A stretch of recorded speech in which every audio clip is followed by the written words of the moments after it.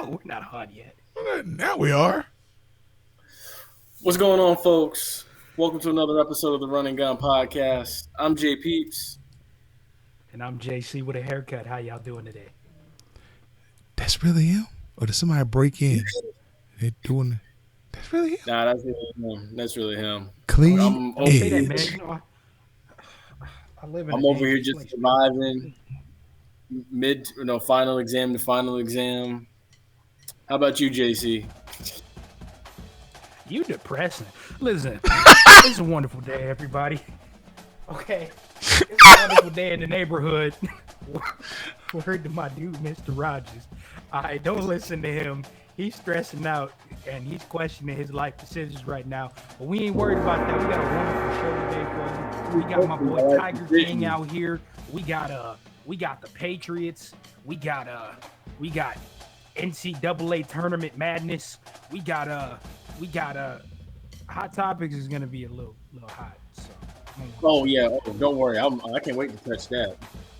It's gonna be a little heated. But you know I got what? something. Wonderful show. We ready. Thanks for coming with us. You rocking with the best. And here's the rest. I don't know.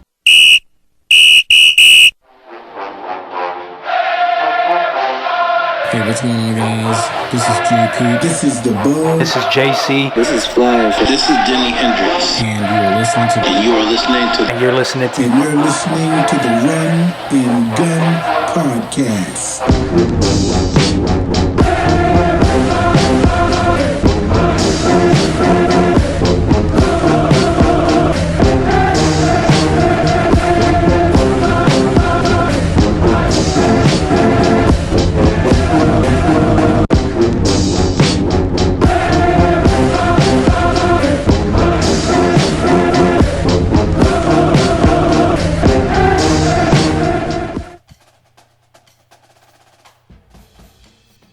All right. Awesome. You sure? So the first thing we got up is HBCUs. And the first thing up is FAMU held their first scrimmage of the spring. Give or take, I can't go into specifics because of NCAA rules and stuff and how it was conducted.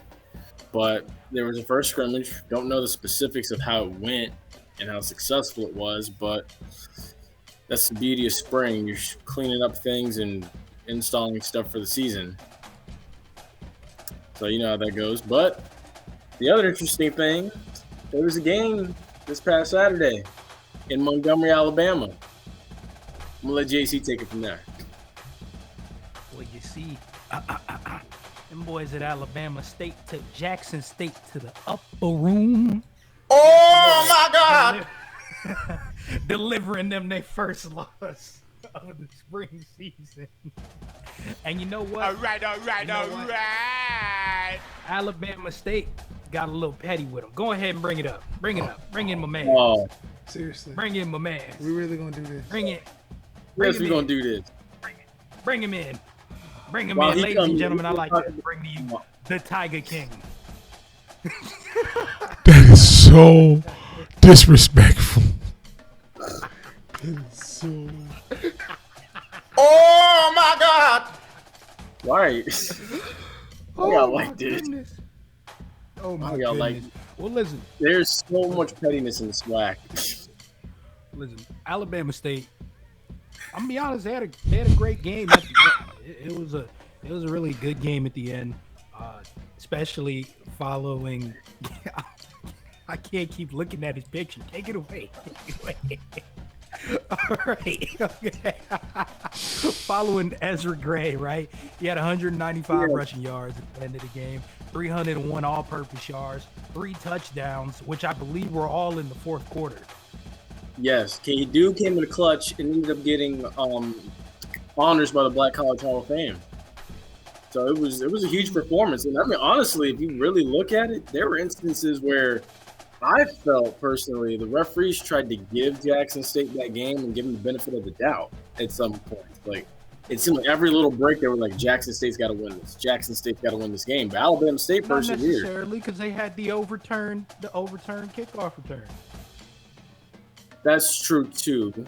But yes. Which ended up being a stop for Alabama State. True, and then that's the other thing that I gotta give credit to. I credit Alabama. I credit Alabama State's defense, the aggressive play by the linebackers in that front seven, especially the linebackers, containing every time that Jackson State got into the red zone late in the game, and just creating turnovers, forcing field goals, knowing Jackson State didn't have that good of a field goal unit. Like I commend Alabama State for that. I really do. Well, he's called the Tiger King for a reason. It's true. And look, he tamed that white tiger in Jackson, Mississippi. And go ahead, bring him back. I'm gonna tell you now, dude's gonna probably end up taming that wounded tiger that's in Grambling, Louisiana. Well, I think it's Grambling, Louisiana. Whatever it's called. That wounded tiger in Grambling, he's gonna definitely hang 50 on that one. Yeah, because Grambling suffered an embarrassing loss at home. Arkansas Pine Bluff. And and they see that's the thing. Did you ever think in your wildest dreams that a school so historic like Grambling, they literally put themselves on this high pinnacle? Did you ever think they'd get handled like that by, I don't want to say lowly Arkansas Pine Bluff, but did you ever think you'd see them get handled by Arkansas Pine Bluff like that? I mean, you see FAMU get handled like that. I mean, but not by like a team that's. Oh yeah. Oh yeah.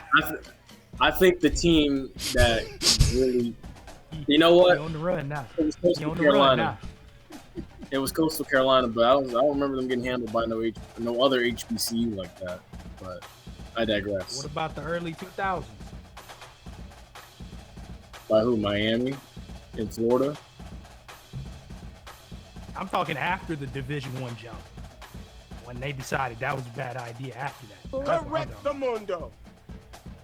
By who? Coastal Carolina, when Coastal was a. Oh Lord! He fanning out. He fanning out. Listen, regardless, it was the worst loss that Grambling has had as a whole in a while, right? And I mean, we were expecting better things from Grambling than what's happened. I mean, they're going through a tough time right now, having played Jackson State with a loss at home, and now Arkansas Pine Bluff with a loss at home. Their offensive coordinator resigned as well, so I think this is going to be a continuous thing, and into the fall as well. So you got to find an offensive play caller. You have to. I like that one. I do actually. I actually really like that. The other thing too I want to ask tonight is, do y'all think Alcorn opting out, like now that we're kind of into this, do you think that was a smart idea? Absolutely. I mean, but we'll see, right? We'll see, because definitely will. We won't know the consequences of having a spring season until probably around fall, like early fall, right, or even late fall. Because then we'll see the wear and tear start to happen on the gears here. So we'll find out. Maybe schools that opted out with FAMU, Alcorn, right? We'll find out whether they have a little rust on the gears, and playing the spring season allowed teams to be able to just keep the wheel rolling. But we'll also find out if keeping the wheel rolling for too long ended up damaging these teams and having them lose out on players playing in the fall. I agree. We'll see. It's too early to call right now. Tournament news. Yeah, so tournament news, that was very interesting. Congratulations to both the MEAC and the SWAC. Both teams won the opening round. So the opening round is different than the first round, which is like the first four. So both the MEAC and the SWAC champions, Norfolk State and Texas Southern, got it done against their oppositions, but unfortunately came up short against Gonzaga and Michigan. Stop being nice. Stop being nice. Stop being nice. I mean, they can handle it. They got handled. They did. They did. They got handled. Now, granted, they got handled by the two number ones who look like they're gonna actually make it. So Yeah. was that a I mean, that is the truth, though. That is the truth. Like that, they did. Like, I mean, I'm gonna be honest. There's a few people out there that probably were thinking there was gonna be a miracle, but I'm gonna be real. I didn't see Texas Southern beating Gonzaga. Gonzaga was hot to start the season and hot coming into the tournament. And Juwan Howard's team was. It's correction. Norfolk State played Gonzaga. Oh well, either way, they weren't going. Neither one of them was going to beat Michigan. Neither one of them was going to beat Gonzaga. Are you prejudiced? He sound. I mean, either way, I figured I had them both getting bounced in my bracket. So I'm call it what you want. I mean, look, I was all for seeing them win the opening round, but I knew they were getting bounced. Norfolk State really got handled by Gonzaga, but Gonzaga's been doing that to every team. I mean, it wasn't really surprising. Michigan, though, Texas Southern, despite putting themselves in a hole in the first half by like 20 points, the second half was competitive. So it gives you a good outlook, a better outlook than what Norfolk State had. But the hole was already dug. So it's very tough to get out of a hole, especially when you're playing one of the number ones in the tourney. Correctamundo. It's what happens. Yeah. But congratulations to these teams for making it, regardless. Yeah, really. You know, and with the exposure, that all these HBCUs are getting, there's going to come more and more big-time ball players that are going to come into these schools, not just for football, but for basketball, and it's going to benefit them. One of these days, hopefully, we're not going to see an HBCU have to fight their way through the first four to get into the tournament. All right. NFL news. There's some interesting NFL news that's happened. So the Patriots are loading up an arsenal. I like this. Now, I'm going to throw you under the bus. I just want to let you know. Is it because of Tom Brady? Yeah, start up the bus. Because what is this fascination with the Patriots, right? That you have. I mean, honestly, I can tell you the truth. I didn't give a rat's, what about the Patriots? I like that. He's in your nightmares, huh? He's there when you sleep. I mean, honestly, I haven't given a rat's behind about the Patriots. I don't know, man. But I feel like the last time we were talking about the Patriots, you were talking about how he was gearing up to play the Bucs, which I don't think that's ever on Bill Belichick's mind. So, I mean, I think he's really good. I mean, yeah, I think he's gearing up for that, and I mean, he's gearing a Patriot stalker. I'm a Patriot stalker. Oh my gosh, wow. He's not gearing up for the Bucs. He's gearing up to go for a run. He could care less about the Bucs. But see, if you let me finish my sentence, like I was trying to say, he was gearing up to take back the AFC East from Josh Allen. I would have said that. But no, I can't finish my sentence. But anyway, I'm good. Okay. It's finals week. I'm good. I'm waiting to get my cup tomorrow. Well, listen, the Patriots added in Kyle Van Noy, right? Hunter Henry, Matthew Judon, Nelson Aguilar, Jonnu Smith, Jalen Mills. Oh, my goodness. Whew, that's a lot of names, right? Over $200 million. Money spent. Mm-hmm. Hey, Tom Brady. Get ready, you mother! All the big payback. Hey, Sunday night in Foxborough. Like I said, I don't think he's thinking about the Bucs necessarily, right? But I think he is trying to get back to what he's good at doing. Building a good defense and building an offense to score when that defense stops the other team from scoring. That's what he's doing. Even signing Cam Newton back on a one-year deal, right? There's talks of them picking up, like, I guess... they already got James from Ohio State. Huh? They already brought back James White too. Oh, yeah. Well, there's talks about them picking up you know who from Ohio State. We're not gonna say who, but Are you serious? there are reports that they're high on him. But beyond that, Okay. Beyond that, I mean, Bill Belichick is doing Bill Belichick things. He's making moves that other people aren't, and he's exploiting the fact that teams have to let these good players go because of the cap situation going on in the NFL, right? So he's able to play around with the money he has because he had a lot of cap space and a lot of money going on for him anyway. So why not get these players that are being let go? They top tier players, right? You get Jonnu Smith, right? I mean, yeah, you get Jonnu Smith, you get Matthew Judon to help with the edge, right? You get Kyle Van Noy back after his fiasco with Miami. You get Nelson Aguilar, who had a good year with the Raiders. You just didn't hear about it because he was on the West Coast with the Raiders. You get Jalen Mills, right? I will say I'm surprised because I didn't think Baltimore was ever going to let Matthew Judon go. Yeah, that was stupid. I'm sorry. Go ahead. Yeah, no, I agree with you. I that was like when I saw that come across the screen, I was like. And what kind of truck did Matthew Judon roll up in? I don't know. What kind of truck did he roll up in? I hope it was a sunflower truck. It was a sunflower truck. Oh my gosh! I love it. There's somebody I want you to tell that. There's somebody I want you to tell that to. Never. I love it. Never. And that person knows who I'm talking about.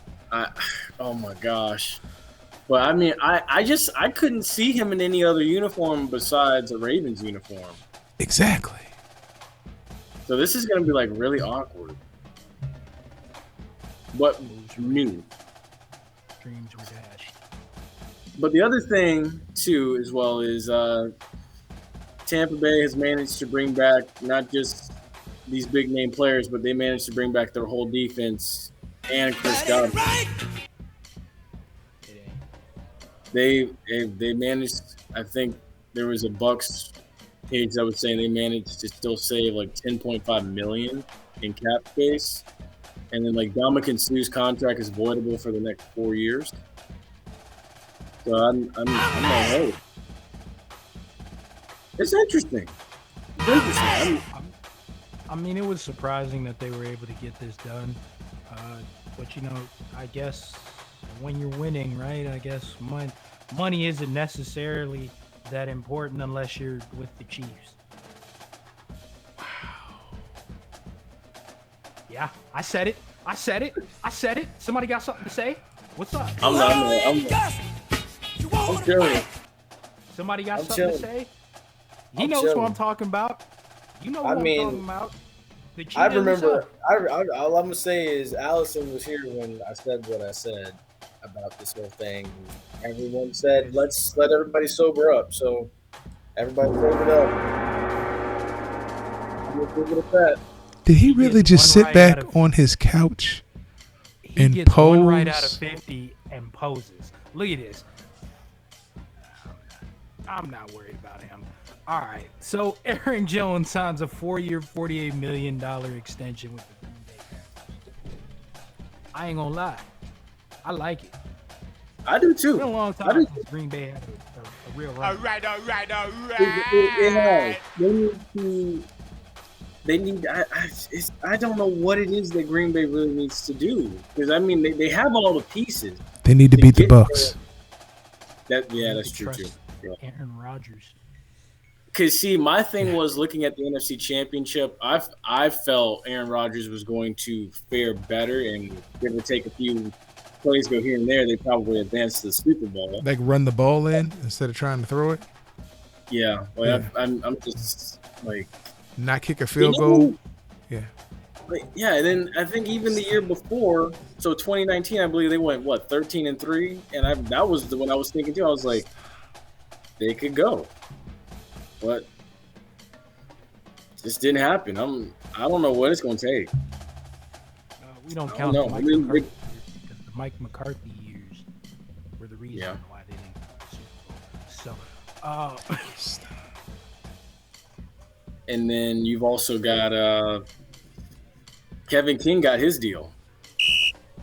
How we feel about Kevin King's deal? That's what I want to know.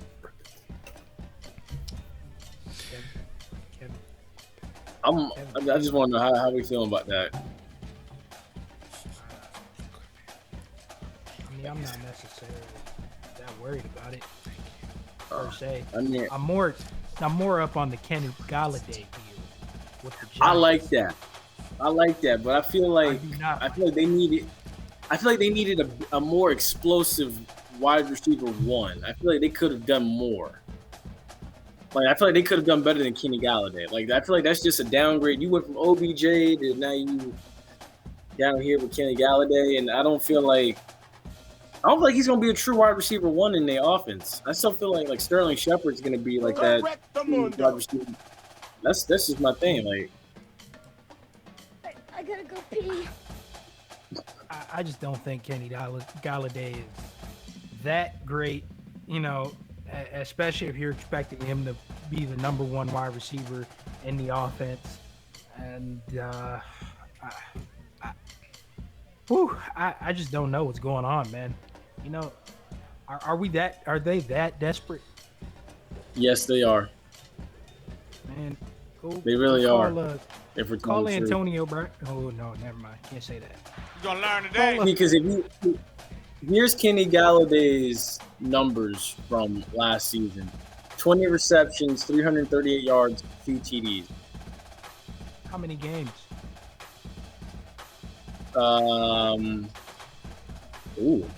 You know what? It doesn't. I'm trying to figure that out. Let me see. How many games did he play? He played 11. Out of 11 games, he got that? My bad. No, 5 games. 5 games. Oh, okay. He played 5 games. Well, but we're off of that. 5 games. NCAA. Ooh, the underdogs are dominating the tournament. My bracket's messed up, but it's okay. I'm having fun watching this. Tournament of chaos. It really is. I'm liking Loyola Chicago. Yeah, play that. I need it. Oh. This is not just your tournament. Your tournament of chaos. When she gets on the other side of that court. Loyola, baby. That would be very intimidating. A nun with a championship ring on, sitting there saying prayers over you while you're playing against her team. That's not fair. Did you see the photo of her with the Infinity Stones? Yes. It was like Georgia Tech, and then she was like, Sister John is inevitable. Yes. Oh my gosh. I was like, what? She really is. But I'm like, look, it's 15 seeds. I mean, seeds, it's not fair if you were around the year basketball was invented. Stop. That ain't right. That ain't right. You can play James Brown for that. That definitely ain't right. You have to do that. Oh my gosh. I'm just because if you look at this whole list, Oral Roberts took down Ohio State, Oregon State took down Tennessee, Abilene Christian took down Texas, Ohio took down Virginia, UCLA beats BYU. Although I guess we were kind of all happy to see BYU take a first round exit, and then Loyola's in the Sweet 16. So is Oral Roberts. Yeah, I'm happy about this. I'm excited. Roberts took down Florida. Yeah, Oral Roberts took down Florida. I didn't. Now, see, that was the one I didn't expect. Neither did Florida. I was thinking to myself, I was like, you know what? Florida they're gonna humble them like how Florida humbled Florida Gulf Coast. Wait a minute. That was your problem. So you're telling me that you expected Loyola in the Sweet 16? That's what you're trying to tell me? Honestly, seriously, this point, that's what you expected when the tournament began? When it began, no, but I had them winning that opening round. Let me see your bracket. I just told you I didn't expect them getting to the Sweet 16, but I had them winning that opening round. You had them beating Ohio State? They didn't. That was Oral Roberts in the opening round. So who did They women? beat Loyola beat Illinois. Yeah, I had Loyola. You had Loyola beating Illinois. No, that was the round prior. I had Loyola winning that one, the opening round. That was the opening round. round. The round of 64 is the opening round. The Yeah. round of 32 is the second round. Right. They knocked Loyola off. They knocked Illinois off on Thursday or Friday. That was in the round of 32. Loyola knocked off Georgia Tech first. Oh, well, Yeah. that's not an upset. You're right. That's not an upset. I had them winning that one, but I Georgia did not Tech was expect 9. them. Loyola was 8. Yeah. Yeah, but it doesn't surprise me that Loyola is doing this again, though. I'm actually very impressed. I would like to see them knock Gonzaga off and go to and win the championship. Oh my gosh, that would create so much mayhem. You know how many people? Havoc. Yes. You know how many people? Tournament of chaos. You know how many people over here, just Volusia County alone, have Gonzaga winning this whole thing? It's a ton of people. You got Gonzaga winning? I had Gonzaga winning too. Gonzaga was the only safe bet in this whole thing. We knew this. We literally really are. were on the show with Allison when she was talking about, this is the time for Cinderella to win. Yeah. But she didn't think it was going to be a real Cinderella. I mean, well, damn. Cinderella didn't think she was going to get that glass slipper back, did she? But you know what? It's the time for Jesus. Loyola of Chicago and Oral Roberts. Jesus said, I am coming back to the court. So you got them meeting up in the Final Four on that side of the Play the bracket? killer theme with it. I can't do that. What'd you say, J Peeps? I'm not listening to him. So you got Loyola Chicago and Oral Roberts meeting in the Final Four on that. Why not, bro? Why not? At this time? Why not? I'd like to see it. I'd be interested. I would too. May the best man win. Maybe they'll actually show the game at Catholic Mass and I'm just saying, Baptist churches. They would come to church and watch the game. Hold on. That'd be a war of religion. Hold on. Wait. Yeah. Hey, look, I'm here for it. Go ahead. What you mean, bruh? Go ahead. Go off. Let them do it. I say let them do it. I think it would be good. Come get your communion and some pizza. We're going to watch the game. It's true. I agree. I do agree. I'm going to be quiet now. I'm sorry. Brother Jimmy, break out the communion wine. I said,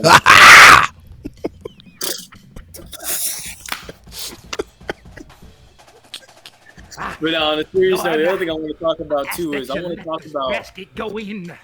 This is a special communion. We got Wild Irish Rose and Mad Dog 2020. I'm sorry. What we saying, J Peeps?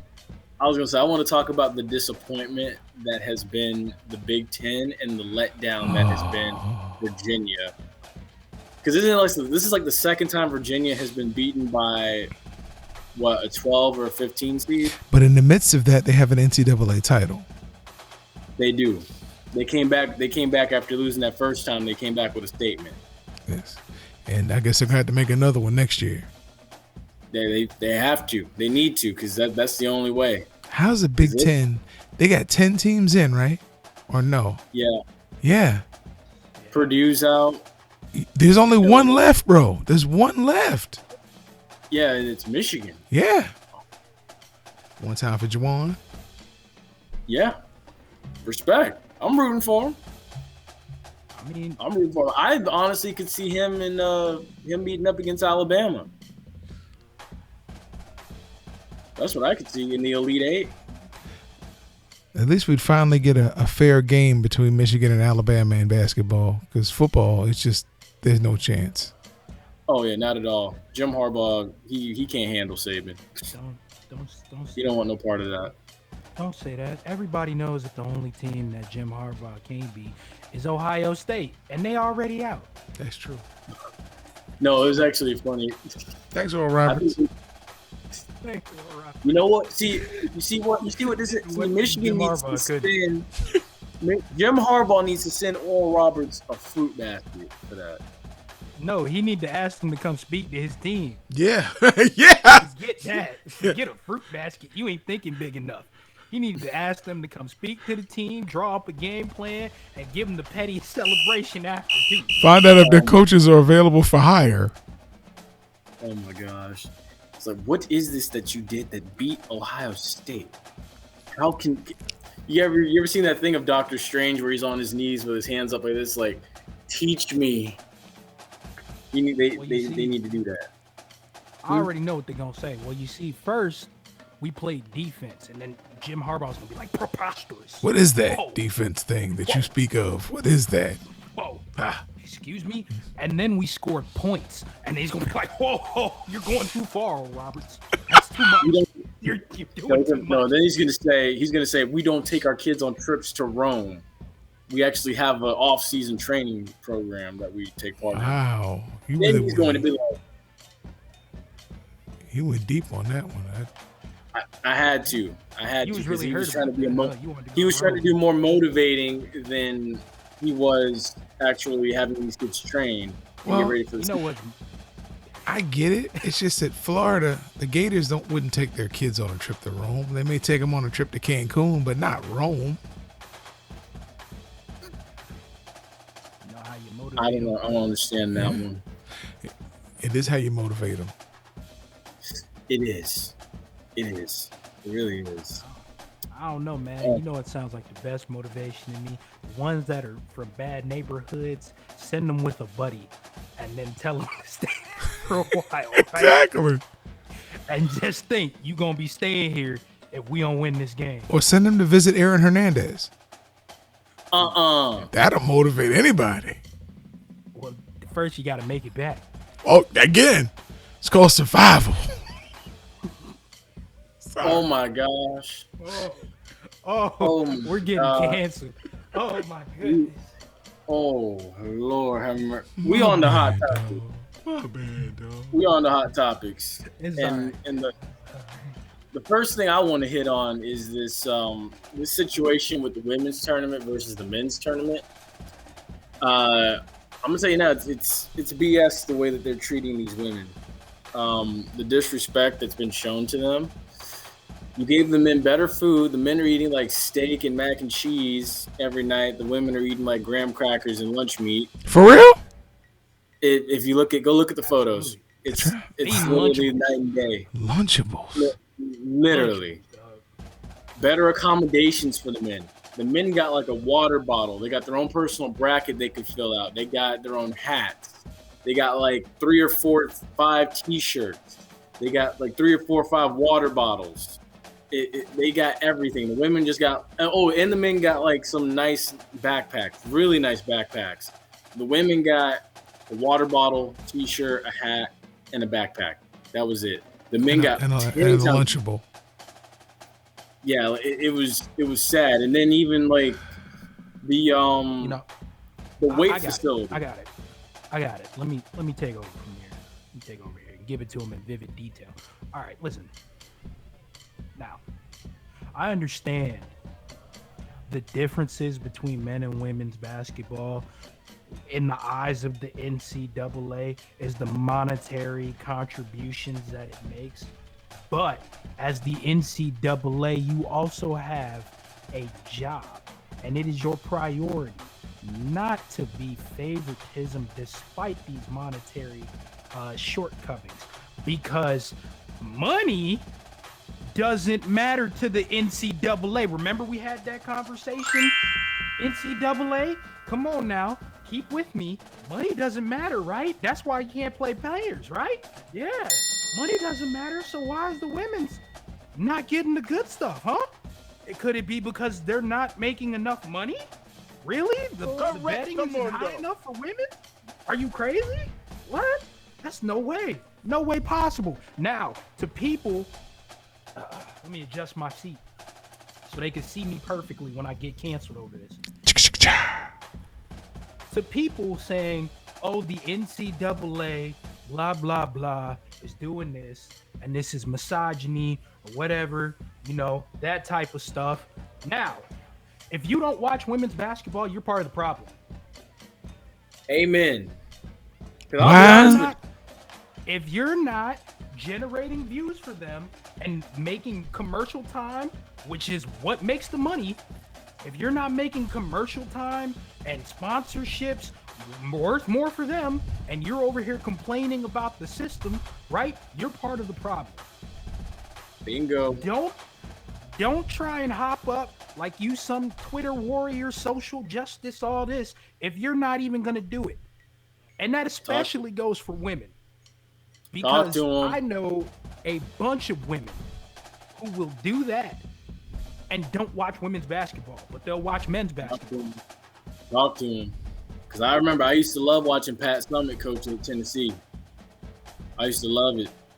I love watching my UConn women's basketball team go to work. I like watching Mississippi State go to work, South Carolina, even Notre Dame. But it's a good product. Like literally, Texas A&M, good product on the court. What about USF? USF doesn't get the TV time.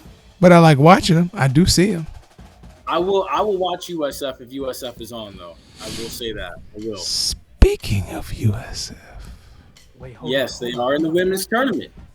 Can I finish my soapbox real quick? Please continue, soapbox. Please continue. Yeah, go on. Thank you. And you can't say, damn, I can't, hold on. And you can't say that they don't get the opportunities, right? Because, as you all know, the NBA often tries to put the WNBA into a spotlight, right? Even with, like, the 2K games. They put them into the game, right? So, if you're not watching, you're the problem. I want you to watch their games. I want you to stop being a Twitter warrior and start being a TV warrior. Start watching the joints. All right, cool. I'm off my soapbox. With that being said, I'm just going to say one thing about the UConn women winning the championship like I do every year, just because that's literally a women's basketball factory. And I don't think you can really deny it. But I know our producer on the other end has filled out his women's basketball tournament bracket, and he's got the USF Lady Bulls winning the whole thing. No. Common sense prevailed. I don't see man. I root for my Bulls. I root for my Lady Bulls. I do. But again, you to break his bracket. Huh? You want them to break your bracket. Yeah, I would love for them to break my bracket. But no. Now, since you're on hot topics, what's going on with the USF men's basketball team? I've been hearing about this. JC brought this to our attention. I'm curious about this. I didn't bring it. Okay, our producer here, ever so wonderful with the information, brought it to our attention because apparently, and I was watching your show earlier, this isn't being talked about everywhere, right? But the assistant head coach at USF men's basketball has been placed on leave, I believe, right? I think so. I'm not sure. I don't know if he has currently been placed on leave. I know they're investigating the head coach because he did not discipline him. He's been placed on administrative leave. Okay. I just looked. So he's still getting paid. All right. Yeah. And the season's over. Yeah. Well, it's the same thing they do with cops, but yeah. Let's not touch that. But for making racist remarks, right? And it's been a mass exodus there. I believe 6 players. 6 players are in the portal. Have decided to hop into the portal and go somewhere else rather than sit this out and see what happens. That's how bad it is. That's a complete and utter shame. You only have 13 on the team. Torello Sports, where you at with this stuff, man? I need to know more about this. 6 players. Bro, what's that going to do to your recruiting? Those that have already committed. If they see this mass exodus because you did not do the right thing and reprimand your buddy, your assistant coach. You didn't even I'm going across the state to UCF. You didn't even report him. That's the problem. You didn't even report him. That's shameful. So now, and it's not like this just started. If you look at like the Oracle had a report on it, it made it sound like this has been going on. But the athletic director, of course, says he didn't know anything about it. Sorry, guys, go ahead. That's shameful by the athletic director too. Absolutely. To say you didn't know anything about it. Because I mean, I base this off of what AD Gaucher, who joined us on the show, does. He checks in with each and every single one of his coaches. It's your job as the AD to check in with each and every single one of your coaches and get the scoop on what's going on within every program. But what gave him the benefit was when they said that the head coach, Gregory, I forgot his first name, decided that he was not going to report it. Brian Gregory didn't report it, so he can always say, well, I didn't know because he didn't report it. You heard him say he didn't. So now we're investigating Brian.